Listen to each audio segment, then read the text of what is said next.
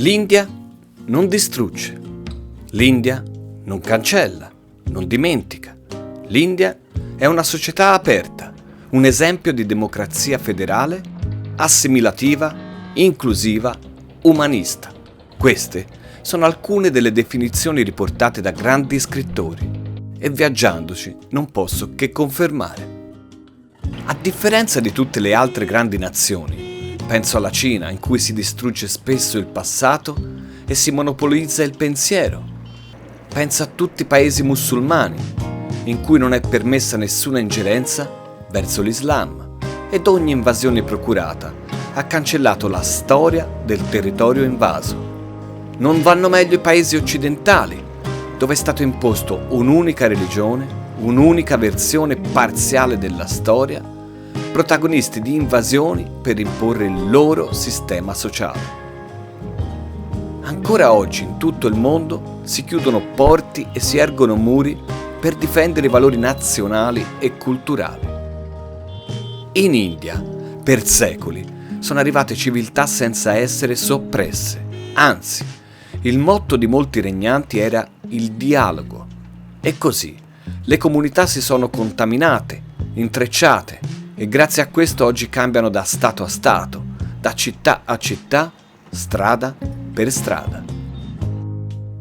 Ci si divide tra chi sostiene che la diversità è una minaccia e chi sostiene che è una ricchezza. In India esiste la risposta. Penso che la più grande magnificenza di questo paese sia proprio la diversità. Intanto sono arrivata alla mia nuova sistemazione, l'ostello di Agra, ed è facile fare amicizia grazie al mio drone cinese con il ragazzo indiano dalla maglietta americana davanti ad un monumento musulmano, il Taj Mahal. Insomma, gli indiani avevano capito prima di tutti che ci piaccia o no, è così che va il mondo.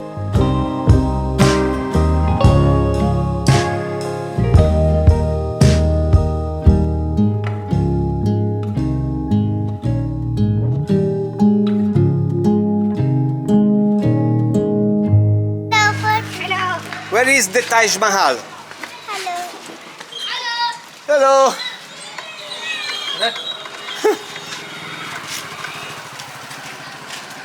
Hello. Where is Taj Mahal? It's mine. Taj Mahal. It's mine.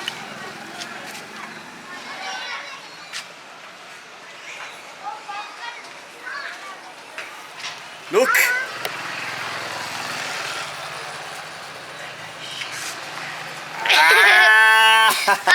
Hello. Where is Taj Mahal? Far finta di cercare il Taj Mahal mi permette di uscire dal vialone turistico che mi porterebbe direttamente al monumento e di entrare invece in contatto con gli abitanti della vecchia città di Agra, colorata, piena di bambine ed animali e tanta gente curiosa.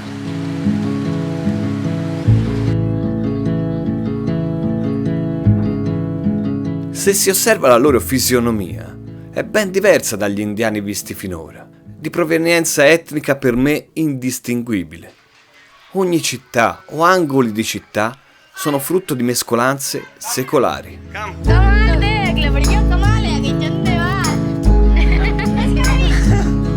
you, bye.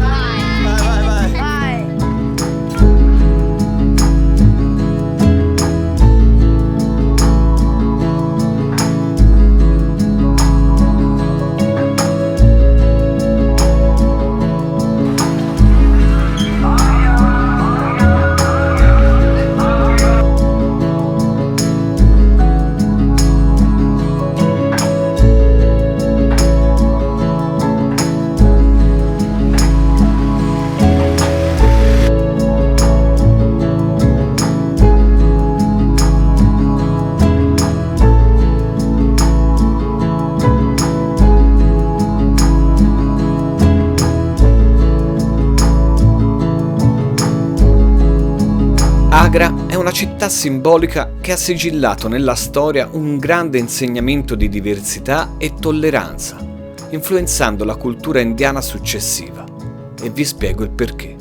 Dal 1526 per 3 secoli l'India è stata regnata dalla dinastia Moghul, proveniente dalla Mongolia, discendente da Gengis Khan e soprattutto musulmana, lasciando in India un'eredità composta da persone, oggi sono 170 milioni musulmani, monumenti e cultura. La capitale di questa dinastia fu proprio Agra e l'eredità più importante fu lasciata dall'imperatore Akbar, che nel 1590, mentre in Europa venivano bruciati gli eretici, lui qui organizzava incontri pubblici tra persone di fede religiosa diversa. Sosteneva che l'armonia sociale passa attraverso il dialogo e il distacco dello Stato dalla religione e mise per iscritto ad ognuno sia concesso di passare alla fede che gli piace. La Costituzione attuale è stata fortemente influenzata dalla storia del paese che difende da sempre il pluralismo. Un esempio emblematico è questo monumento, il Taj Mahal, che è un mausoleo islamico, cioè un edificio costruito per ospitare la tomba della principessa Mumtaz Mahal, fatto costruire dal principe Shah Jahan e che oggi riposa anche lui a fianco della moglie. Questo mausoleo, per alcuni anche detto Tempio dell'Amore, è diventato una delle 7 meraviglie del mondo e con orgoglio di tutti gli indiani il simbolo del paese. Vedo difficile in altre zone del mondo far diventare simbolo un mausoleo o una moschea, piuttosto che la Statua della Libertà, la Torre Eiffel o il Colosseo.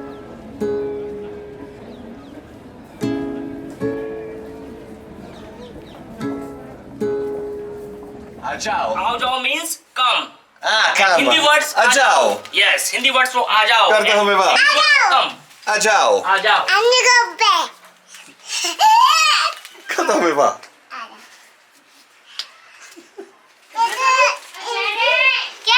See. Qui c'è la factory. My factory. Guarda là. This Qui is sono tutti machine gli avanzi. for machine work. Factory. Too Ah. many people, so come in and it's the time 9 o'clock. Then after you finish the work also they're 5 o'clock. Start? What 9 time? o'clock. 9 o'clock. Then after you finish the work 5 o'clock. Indian machine. Indian machine, yes. Oh, Indian machine. Indian machine, this is China machine, like this one. This is China machine. The best machine India. from India. Because Made in India. Yes, yeah. China is not good. Quello classico. China is work. China is work. What? 1 year, 2 years, and 3 years, like some. And Indian machine, 5 years, 6 years, 7 years. The work also. Ah. It's too heavy. The heavy work also. China is cheap. China is cheap. Like Cheap. some, maybe like through ideas. Like maybe $100 China machine. And Indian machine like $200. Expensive. Questa realtà adiacente al lussuoso, curatissimo e magnificente Taj Mahal rientra nel macrocosmo delle diversità e disparità che ci sono in India. Mentre stavo tornando all'ostello, attraverso le solite stradine, sono stato invitato dal padre di famiglia che con altrettanto orgoglio mi ha mostrato il suo piccolo Taj Mahal, la casa, azienda, famiglia.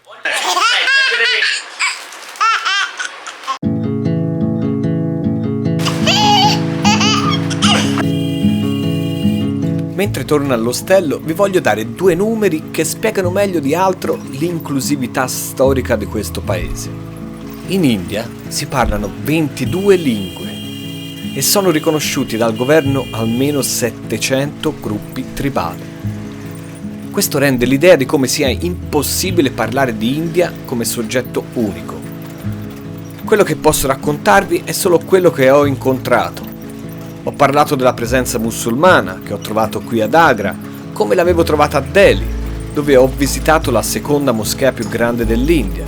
E per rimanere a Delhi, ora vi voglio raccontare una delle esperienze più umane ed emozionanti del mio viaggio, la visita all'interno della comunità Sikh, uno dei tanti tasselli che compongono la diversità spirituale e sociale del popolo indiano.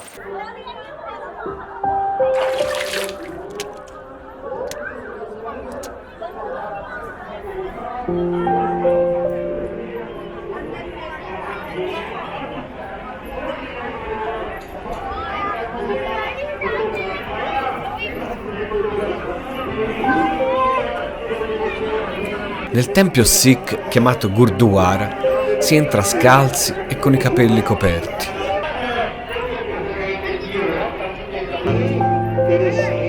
Questa comunità è nata nel 1469 grazie a Guru Nanak, che si rifiutò per primo di accettare riti, dogmi e superstizioni senza fondamento dell'induismo.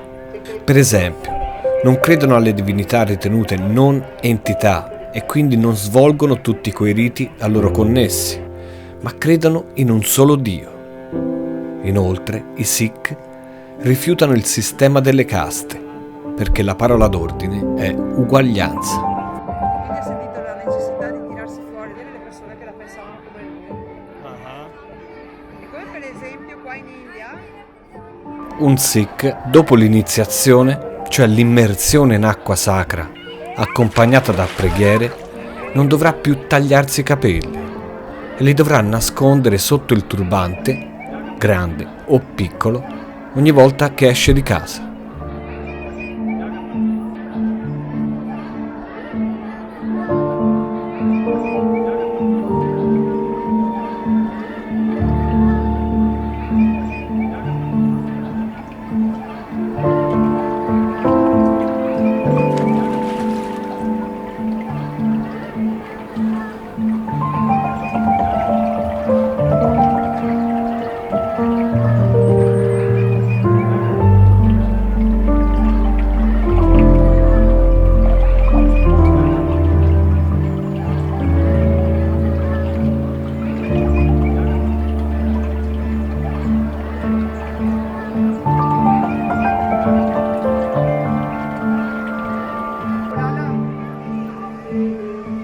Questa religione non ha nessuna classe sacerdotale, nessuna gerarchia, nessuno ha potere su altri. L'unica guida da seguire è il libro sacro, scritto dai primi 10 guru della storia. L'ultimo, nel 1708, decise che questa sarà per sempre la guida spirituale suprema e che da lì in avanti nessuno dovrà aggiungere, modificare o interpretare diversamente il testo sacro. Il volume della Sacra Scrittura Sikh è custodito nella sala principale del tempio ed è venerato come fosse Dio. E sotto c'è il libro sacro. Tutte le sere, tra le 6 e le 6 e mezza più o meno, c'è una piccola cerimonia e il libro che sta sotto a questa altare, sotto a questa pagodina che avete visto adesso, viene portato in una stanza dove c'è un letto col baldacchino e viene messo sul letto. Poi vengono tirate le tende del letto, tirate le tende della stanza e lui rimane a dormire per 12 ore. 12 ore dopo c'è un'altra piccola cerimonia che lo riespone. E da quel momento iniziano le preghiere, i canti, perché dal momento in cui il libro invece viene messo a dormire non si prega, non si canta più. Quindi vedi che le persone sono qui assiepate perché rendono omaggio anche alla stanza.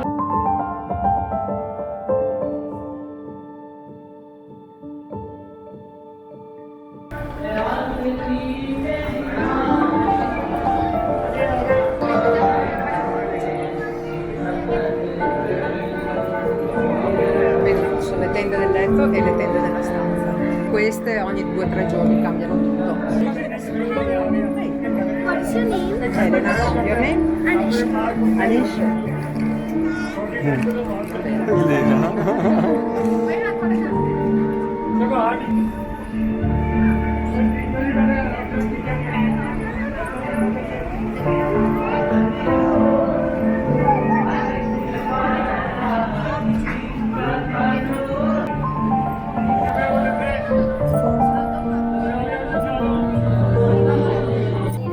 Certamente è strano veder piegarsi davanti ad un libro e metterlo a riposo come fosse vivo, ma forse è peggio venerare uomini che in altre religioni si sono interposti tra i testi sacri originali ed i fedeli, utilizzando le scritture come mezzo di potere, distorcendo il sacro messaggio iniziale.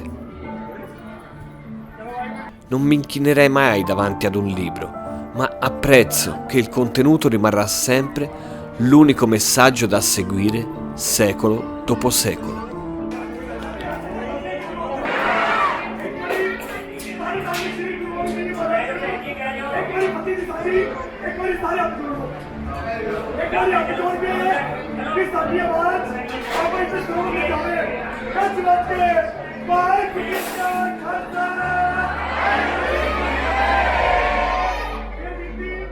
Ci sono poi una serie di codici di condotta che ho potuto leggere in questo libretto da loro regalato, sorprendentemente tradotto in italiano, e 2 sono i codici che voglio sottolineare. Il primo è che la donna è considerata una parte significativa della comunità Sikh, al pari dell'uomo, e non è di cattivo augurio la nascita di una femmina, come si crede in molte famiglie induiste. Il secondo si manifesta concretamente sotto i miei occhi, nell'esperienza più forte di questa mia visita. Sono nella cosiddetta cucina della comunità, un pernio della filosofia Sikh, stabilita per dare cibo a chiunque, che sia devoto o no, colto o ignorante, ricco o povero. Come scritto nel libretto, re o straccione è aperta a tutti. Ci si mette seduti sulla stessa fila e si condivide tutti lo stesso cibo, come simbolo di uguaglianza. Si può trovare seduto uno che ha un Rolex al polso di fianco a uno che non c'ha niente, un hindu, un musulmano, un sikh, un ebreo, un cristiano, un turista, un uomo d'affari.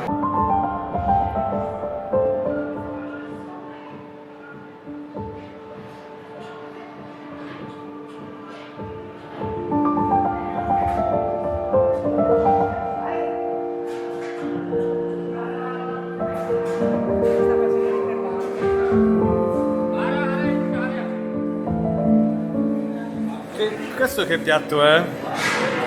Dal, matar, aloo matar, chaval, mite? Allora, lenticchie, quello grasso, e poi patate e piselli e quello lì riso dolce.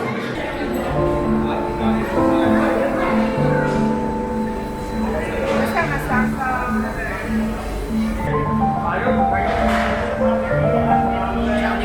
In cucina e a servire c'è un esercito di persone che volontariamente vengono qui, chi per un'ora, chi per tutto il giorno, ragazzi che usciti da scuola danno un aiuto un paio di ore, oppure donne ed uomini che escono di casa per dedicare una parte della giornata qui, aperto 24 ore su 24. E non devi essere un Sikh. Chiunque può presentarsi e dare un aiuto senza liste, tessere o riconoscimenti di identità. La cucina della comunità si regge sulla concreta garanzia della presenza del personale sospinto dalla solidarietà ed uguaglianza.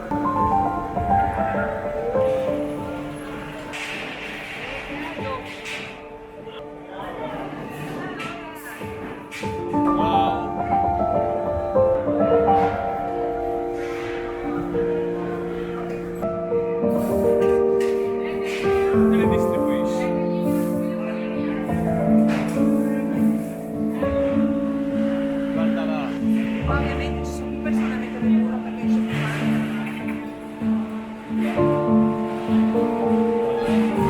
Sentite il casino! Siamo dentro da commercio, si lavano, dopo paghiamo la Unbelievable!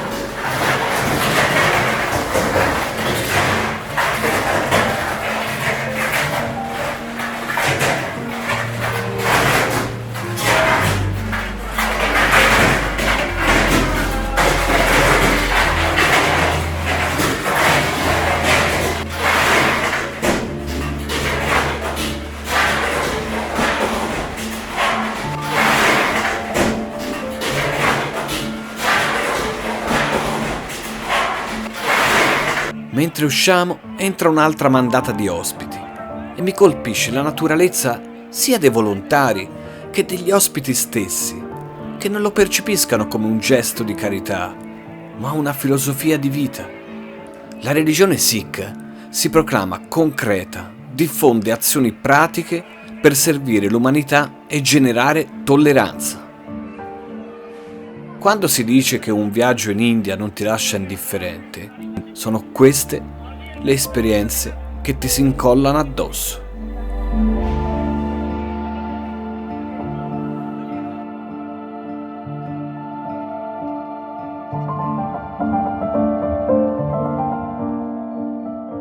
ho parlato di due grandi comunità come quella musulmana e sikh, perché sono quelle che ho incontrato nella mia strada, ma come dicevo all'inizio, sono centinaia di gruppi etnici minori e poi l'India è casa comune di buddisti, jainisti, ebrei, cristiani, persiani. La convivenza di queste diversità nei secoli si percepisce ovunque, osservando la varietà dei costumi, osservando gli edifici.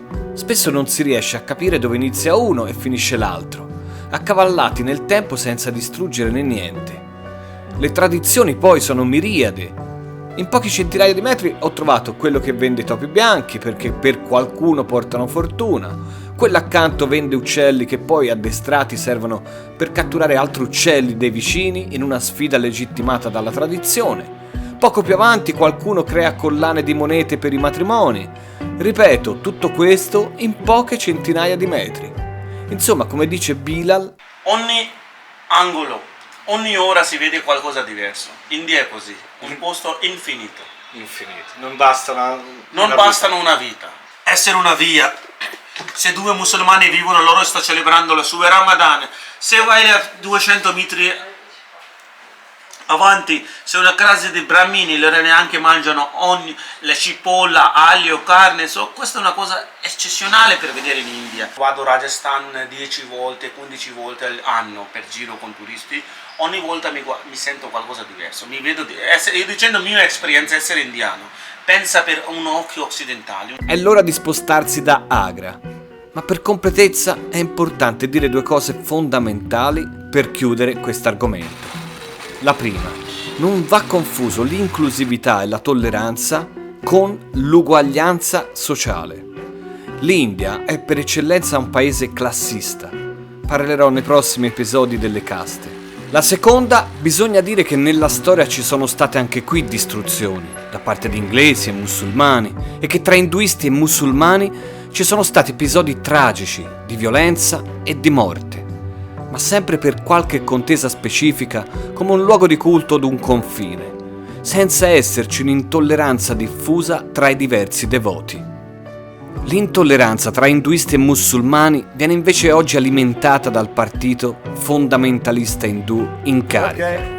E oggi le cose sono un po' cambiate, ma anche di questo ne parlerò. Rimane il fatto che l'India, misurata in millenni, è il paese della convivenza. Qui hanno trovato rifugio tutte le comunità perseguitate nei loro territori.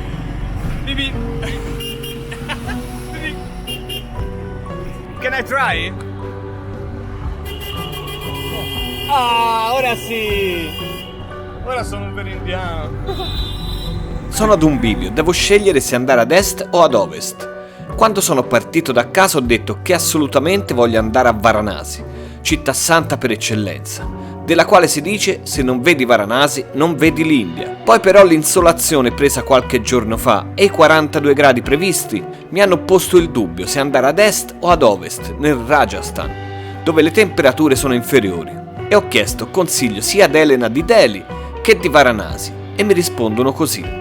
Senti, qua a oggi la situazione è veramente pesante. Qui si sta bene dalle 5:30 di mattina fino alle 10 e poi la sera dopo le 7. Si sta bene vuol dire si sta meglio, non bene. Cioè, se non vedi Varanasi non vedi l'India, se non vedi Rajasthan non vedi Rajasthan.